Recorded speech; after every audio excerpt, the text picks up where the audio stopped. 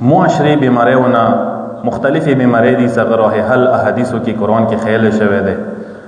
او تاسو کسه بدني بیماری او سه زر پام کیږي انسان جسم معمولی بیماری لکه اوس موسم خراب دی ډېر کسانو سینې خرابې زکام وغیرہ تبا ټخولي انسان فورا سي ډاکټر ته علاج کوي ستنی وایي څه کوي کسه دینه خطرناک بیماری دا دي انسان ځنه روحاني بیماری سره وروي د سې کاس ماشه څنګه روحاني بیماری سره ورو نوي بدن بیماری اسونی دي ود بسلا پام دو شور پسې روحاني بیماری او ته د پام شي خپل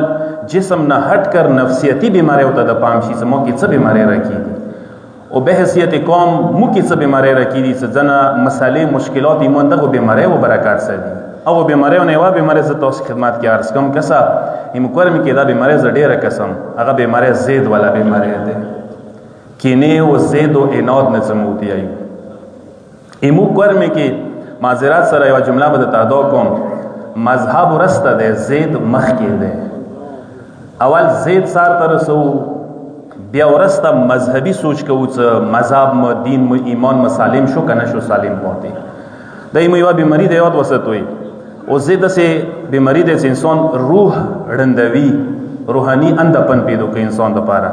حق بلول نه انسان ودروي دوستي او محبت ختموي نفاق او تکبر سبب جوړيږي زید هغه بیماری ده چې د ابلیس اخلاق او خلق او صفات نه یو صفات زید ده او زید